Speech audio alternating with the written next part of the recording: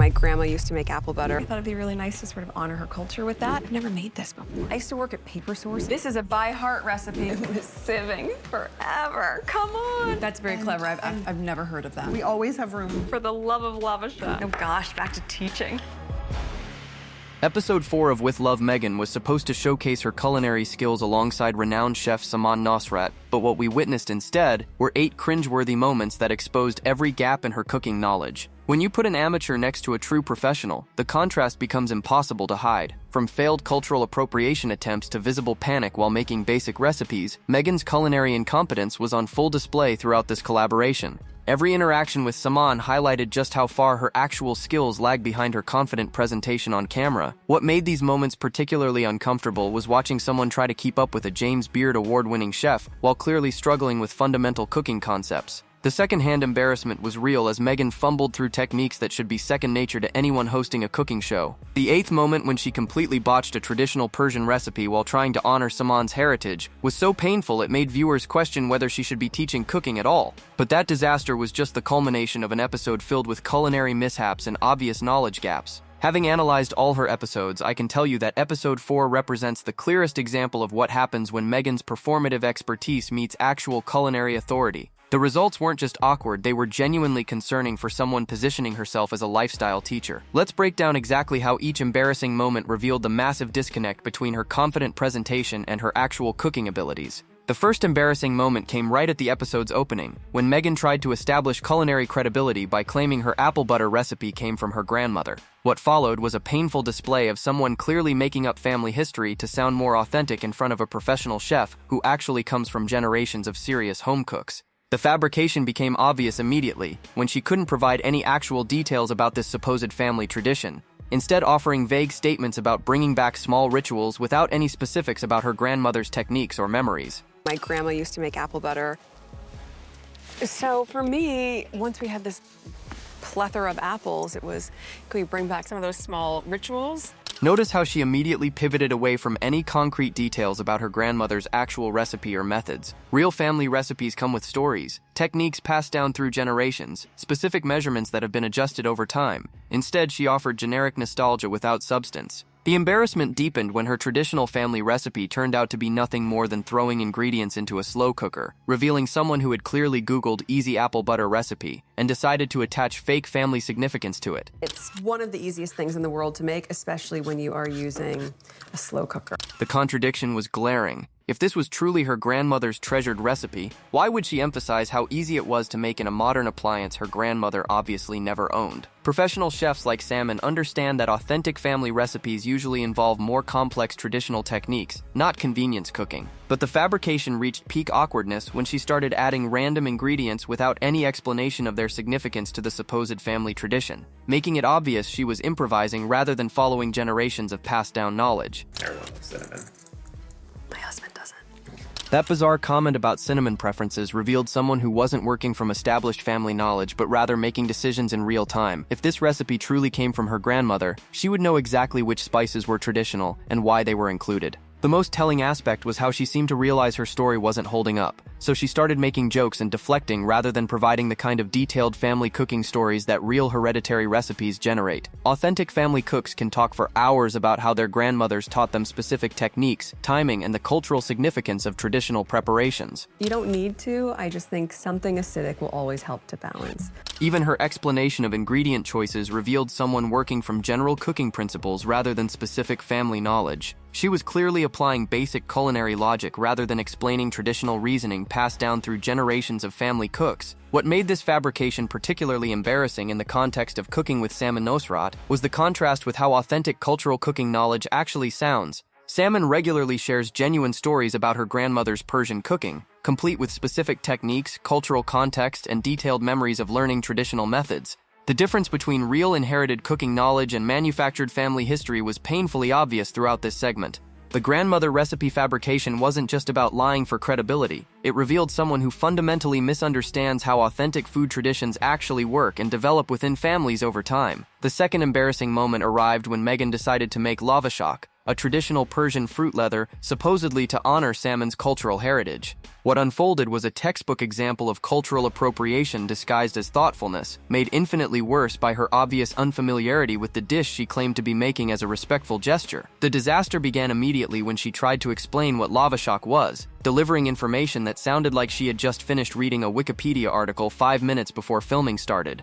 Basically, it's like fruit leather. But traditionally very sour rather than sweet. And so because this is a traditional Persian snack, I thought it'd be really nice to sort of honor her culture with that. The awkwardness was immediately apparent. She reduced a complex traditional food with deep cultural significance to basically fruit leather, then positioned herself as someone thoughtful enough to honor Persian culture by attempting to recreate something she clearly knew nothing about. Real cultural appreciation involves understanding context, history, and proper technique, not surface-level gestures. The appropriation became even more problematic when she started explaining Persian food culture to an actual Persian chef, displaying the kind of confidence that only comes from complete ignorance of how offensive such behavior actually is. When you think about cooking as a love language and showing up as a host and in hospitality, you always want to think about people's preferences. You always want to think about what they love. She was literally lecturing a professional Persian chef about hospitality and cultural food preferences while butchering a traditional recipe from that same culture.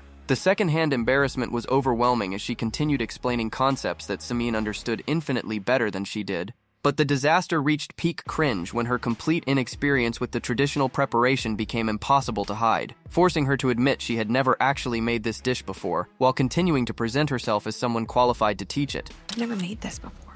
That admission should have been the moment she stopped positioning herself as the expert and asked Samin to guide the process. Instead, she continued fumbling through techniques she clearly didn't understand, creating the uncomfortable spectacle of someone performing cultural appreciation while demonstrating profound disrespect through their incompetence. The appropriation reached its most painful point when she struggled endlessly with the basic sieving process, clearly having no understanding of traditional fruit leather preparation techniques, while Samin politely watched this cultural butchery unfold. It was sieving forever. Come on.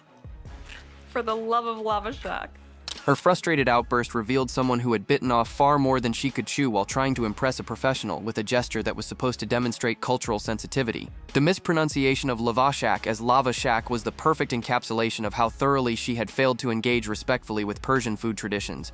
What made this appropriation particularly embarrassing was the contrast with Samin's genuine reaction when she actually tasted the finished product. Despite Meghan's cultural fumbling, Samin graciously shared real stories about her grandmother's lavashak, demonstrating what authentic cultural food knowledge actually sounds like compared to Meghan's performative gesturing. The Persian cultural appropriation disaster wasn't just about making a recipe badly, it was about someone who thinks surface-level gestures constitute cultural respect, while demonstrating exactly the kind of ignorant confidence that makes such attempts so offensive to people from those actual cultures. The third embarrassing moment occurred when Meghan tried to establish her craft expertise by claiming she used to teach bookbinding classes at PaperSource. What followed was a painful attempt to leverage retail store employment into legitimate teaching credentials while demonstrating techniques that clearly didn't match her claimed professional background. The credibility grab began when she couldn't simply show Samin how to bind books without first establishing an elaborate backstory about her supposed teaching experience, as if working at a paper goods store somehow qualified her as an expert craftsperson. I used to teach this. I taught it in a different way, but honestly, I think... To whom did you teach this? I used to work at PaperSource in Oh, Beverly yes, Hills, of course. so I used to... The immediate deflation was obvious. She went from positioning herself as someone who used to teach this, to admitting she worked at a retail chain store. PaperSource is known for basic craft supplies and simple workshops, not advanced bookbinding instruction that would require genuine expertise. But she couldn't let the moment pass without trying to inflate her retail experience into something more impressive, adding details about teaching multiple skills as if working at a craft store made her a Renaissance artisan. Yeah. Classes on gift wrapping, calligraphy. I love PaperSource, so Yeah, it was great. And bookbinding. The reality of PaperSource workshops became clear to anyone familiar with their actual offerings. These are typically brief, introductory sessions designed for customers, not comprehensive instruction that would develop real expertise. Her attempt to present retail employment as professional teaching credentials was transparently inflated. The credibility grab became increasingly awkward as she tried to demonstrate techniques while simultaneously having to explain basic concepts, revealing someone whose knowledge came from employee training rather than genuine craftsmanship experience. Oh gosh, back to teaching. So, shall I walk you through Yes, the show me all the process? steps. Her nervous commentary about being back to teaching highlighted how uncomfortable she was trying to maintain the expert facade. Real teachers don't need to announce they're returning to their teaching role because their knowledge and instructional ability speak for themselves. The most telling aspect was how she seemed to be working from memorized steps rather than intuitive understanding of the bookbinding process. Professional crafters and genuine teachers can adapt techniques, explain variations, and troubleshoot problems because they understand underlying principles rather than just following prescribed sequences. We're gonna take some glue. First, this side is gonna get glued to here. These are essentially when this Well, becomes... they'll become your end papers. Her hesitant, step-by-step narration revealed someone working from remembered instructions rather than deep familiarity with the craft. Compare this to how Samin discussed cooking techniques with natural fluency born from years of professional experience and genuine expertise. What made this credibility grab particularly embarrassing was the contrast with Samin's authentic relationship to her craft. When Samin talked about cooking, her knowledge flowed from genuine experience and professional training. When Meghan talked about bookbinding, it sounded like someone reciting instructions they had learned for customer workshops at a chain store. The paper source credibility grab wasn't just about exaggerating work experience. It revealed someone who fundamentally misunderstands the difference between basic retail instruction and actual expertise. The gap between her claimed teaching background and her demonstrated knowledge was impossible to ignore throughout this segment. The fourth embarrassing moment arrived when Meghan attempted to demonstrate her supposedly signature roast chicken recipe to a James Beard award-winning chef. What unfolded was a masterclass in overconfidence meeting reality, as she tried to present basic techniques as if they were advanced culinary knowledge while making fundamental errors that any professional would immediately notice. The catastrophe began when she couldn't simply prepare chicken without creating an elaborate personal mythology around her relationship with this supposedly perfected dish. This is a by heart recipe. It's a classic and it's nourishing, and I have done it so many times that now I can do it with my eyes closed. Her grandiose claims about mastering this recipe were immediately undercut by her admission that she had actually served terrible chicken to her future husband, revealing someone whose confidence far exceeded her actual competence. Professional chefs don't brag about recipes they've ruined in the past, but the overconfidence became truly embarrassing when she started explaining basic cooking principles to Samin as if she was sharing advanced culinary secrets rather than information any cooking show viewer already knows. You want to put fat on this once it hits the heat, especially with some lemon and the acid from that. It's how you're gonna get that really crisp, golden skin. She was literally explaining fundamental roasting techniques to someone who has professionally trained countless home cooks and written extensively about proper cooking methods. The secondhand embarrassment was overwhelming as she continued delivering Cooking 101 information with the confidence of someone unveiling revolutionary techniques. The catastrophe deepened when her supposedly perfected technique involved basic steps that she presented as if they were sophisticated culinary innovations, completely oblivious to how elementary her methods appeared to an actual professional. Really lifting the skin from the bird. That's how you're gonna get it extra crispy. If it's just stuck to the bird, all the moisture is gonna be against the skin. Her explanation of lifting chicken skin revealed someone who thought she was demonstrating advanced technique when she was actually performing the most basic step in proper roasting.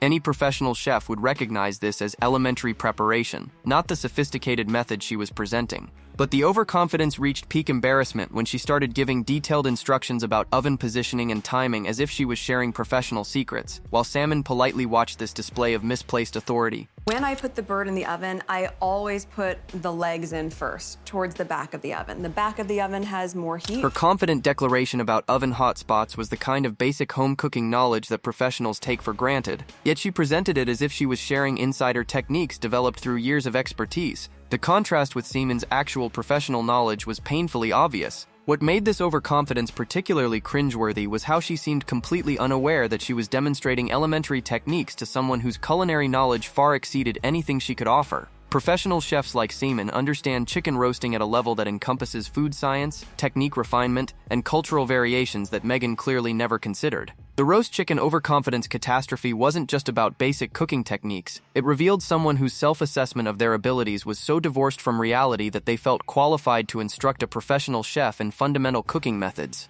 The fifth embarrassing moment unfolded when Meghan tried to create an authentic garden-to-table cooking experience, turning a simple ingredient gathering session into an overwrought performance that highlighted her disconnect from genuine farm-to-table cooking practices. Her theatrical approach to basic harvesting revealed someone performing sustainability rather than practicing it. The fiasco began when she couldn't simply collect vegetables without creating elaborate commentary about seasonal cooking and ingredient relationships, as if picking lettuce from her backyard required sophisticated agricultural knowledge.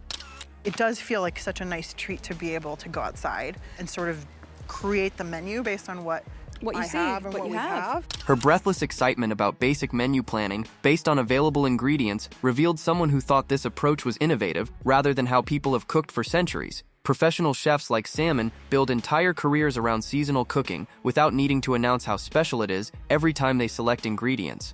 The performance became increasingly awkward as she started explaining basic companion planting concepts as if she was sharing advanced horticultural wisdom, completely unaware that she was describing elementary gardening principles. So you have these marigolds that we planted next to the lettuces to help keep the bugs away. Her explanation of marigolds as pest deterrents was presented like groundbreaking garden knowledge, when it's one of the first things any beginning gardener learns. The gap between her excitement about basic concepts and Samin's polite acknowledgement highlighted how elementary her understanding actually was. But the fiasco reached peak awkwardness when she started making grandiose statements about nature's wisdom while discussing completely common plant relationships, revealing someone who had recently discovered basic ecological principles and thought they were profound insights. Of course, like nature said, oh, there's danger, but there's protection, there's healing. They're Totally. all close to each other. Her philosophical interpretation of plant relationships sounded like someone who had just discovered permaculture concepts and was trying to impress a professional with newly acquired hippie wisdom. Real agricultural knowledge doesn't require constant amazement at basic ecological relationships. The performance became truly embarrassing when she attempted to create meaningful moments around passion fruit harvesting, treating the simple act of picking ripe fruit as if it was some sort of transcendent experience rather than routine garden maintenance. Oh my God, here we are. We just find ourselves under a beautiful canopy Of passion fruit. It's perfect. Her theatrical reaction to finding passion fruit under a passion fruit vine revealed someone performing garden wonder rather than experiencing genuine connection to food production. Professional chefs who actually practice farm-to-table cooking don't need to manufacture amazement at basic agricultural realities. What made this garden-to-table performance particularly cringe-worthy was the contrast with Samin's natural relationship to ingredients in seasonal cooking. When Samin discussed food sourcing, her knowledge came from years of professional experience working with farmers and understanding true seasonality. When Meghan talked about her garden, it sounded like someone performing sustainability for cameras rather than living it authentically. The garden-to-table performance fiasco wasn't just about overacting enthusiasm for homegrown ingredients. It revealed someone whose understanding of sustainable cooking was so superficial that she felt the need to constantly announce and explain principles that should be natural parts of any serious cook's practice. The sixth embarrassing moment occurred when Meghan attempted to match Samin's expertise in intuitive cooking, claiming to embrace spontaneous ingredient-based meal planning while clearly following predetermined recipes and struggling with basic improvisational cooking concepts. Her pretense of culinary intuition collapsed under the pressure of cooking alongside someone with genuine professional instincts. The breakdown began when she tried to position herself as someone who naturally cooks intuitively, using language that mimicked Samin's approach while demonstrating none of the actual skills that make intuitive cooking possible.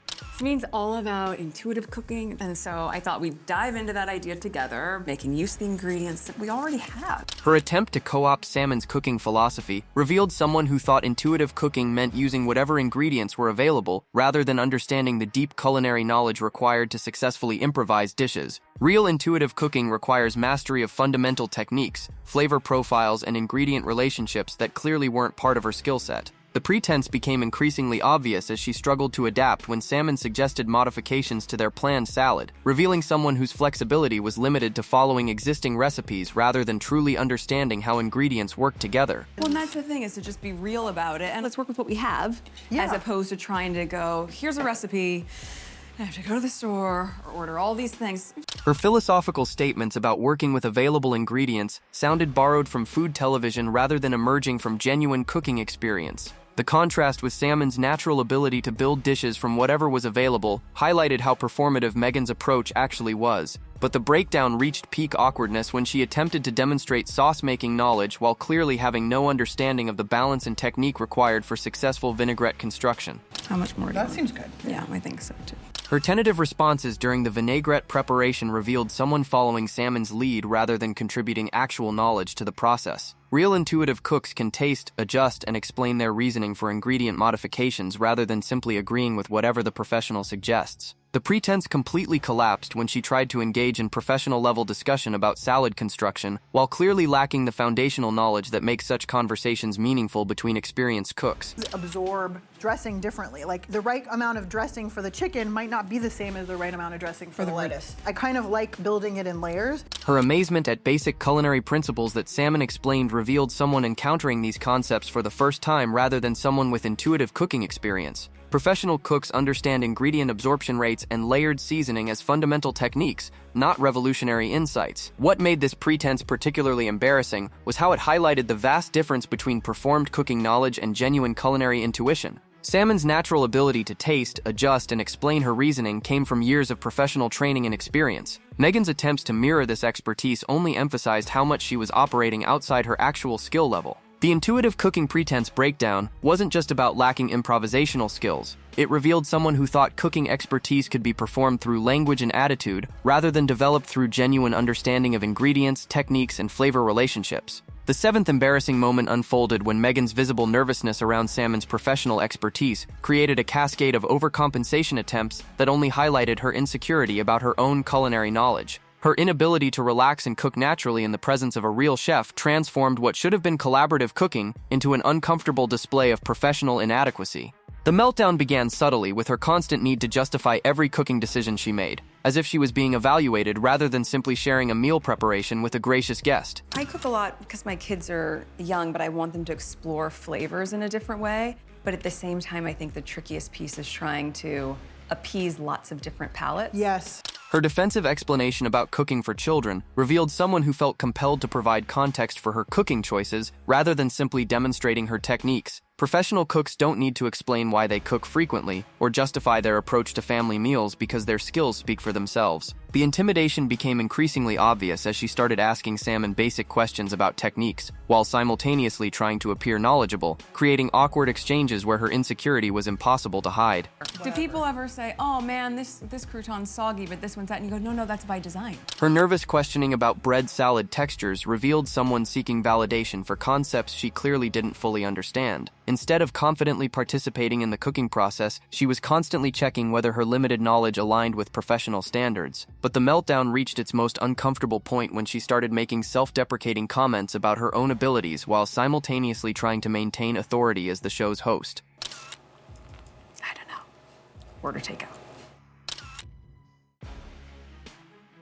Her joke about ordering takeout for people who don't want to handle raw meat revealed someone whose confidence was so shaken by cooking alongside a professional that she was undermining her own credibility as a cooking show host. The comment highlighted her awareness that her techniques might not meet professional standards. The intimidation culminated in her visible relief when Samin took the lead on salad construction, allowing her to step back into a supporting role that felt more comfortable than trying to maintain her expert facade. That's very clever. I've never heard of that. Very smart. Her amazement at basic professional techniques that Samin demonstrated revealed someone encountering advanced cooking concepts for the first time rather than someone with comparable expertise. The genuine surprise in her voice highlighted how much professional knowledge she lacked. What made this intimidation meltdown particularly painful to watch was how it exposed the fundamental pretense underlying her entire show concept. When confronted with actual culinary expertise, her performed confidence completely dissolved, revealing someone whose cooking knowledge was insufficient for the authority she was claiming as a lifestyle teacher. The eighth and most embarrassing moment occurred when Meghan tried to insert herself into Samin's cherished Monday dinner tradition, attempting to co-opt a meaningful community ritual that had taken years to develop while offering nothing of equivalent value in return.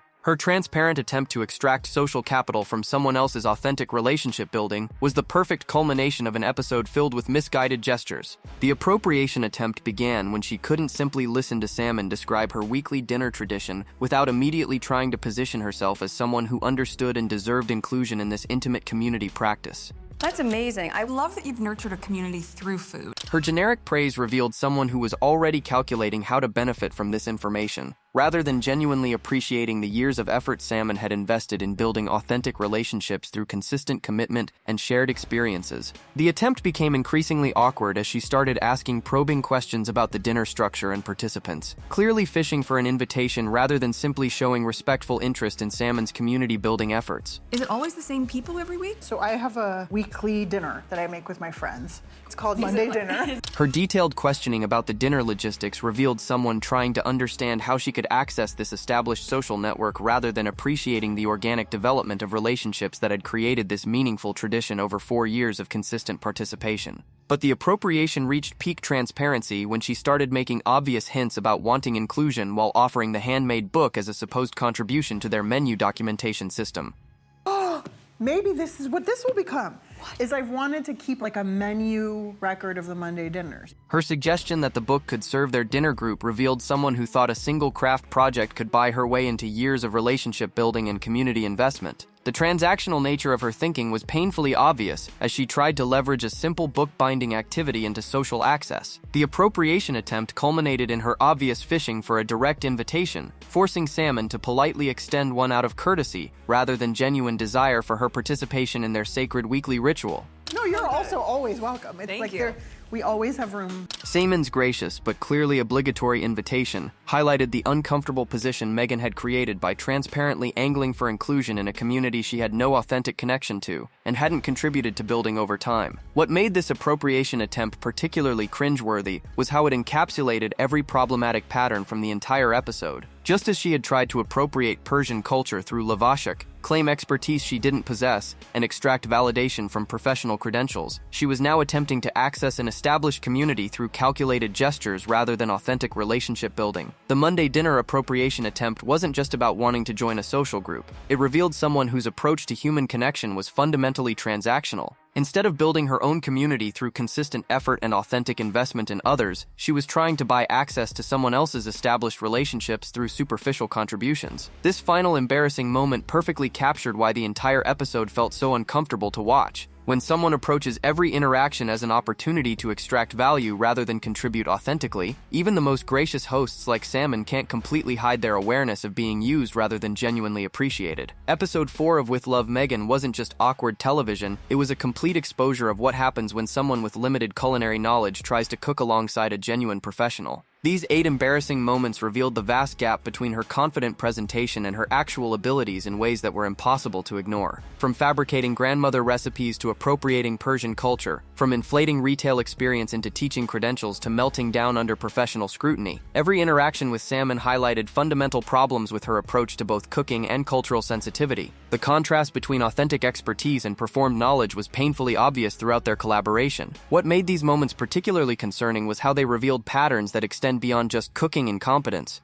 The cultural appropriation, credential inflation, and transparent social climbing attempts showed someone whose approach to expertise and relationships was fundamentally problematic on multiple levels. The most telling aspect was watching how graciously Samin handled each uncomfortable situation, from the botched lavashak to the obvious dinner invitation fishing. Professional chefs develop diplomatic skills for dealing with amateur enthusiasm, but even Samin's exceptional kindness couldn't completely mask the awkwardness of these interactions. Having analyzed all her episodes, I can confirm that episode 4 represents the clearest example of what happens when Meghan's performative approach meets genuine authority. The results weren't just embarrassing, they raised serious questions about her qualifications to teach anything related to cooking or cultural appreciation. The tragedy isn't that she lacks professional culinary training. The tragedy is that she seems completely unaware of her limitations while positioning herself as someone qualified to teach others. When you combine limited knowledge with unlimited confidence, the results are exactly what we witnessed in this episode. So which of these 8 embarrassing moments made you cringe the hardest? Was it the Persian cultural appropriation disaster, the professional intimidation meltdown, or maybe the transparent attempt to infiltrate Samin's Monday dinner tradition? Drop your thoughts below because honestly, the secondhand embarrassment from watching someone this unprepared try to cook with a real chef was almost too much to handle. Smash that like button if this breakdown helped explain why every cooking segment felt so uncomfortable to watch. Subscribe because we've got 4 more episodes of culinary catastrophes to analyze, and hit that notification bell because episode 5 somehow manages to make this professional inadequacy look subtle by comparison. The cooking incompetence we exposed today is just the tip of the iceberg, people.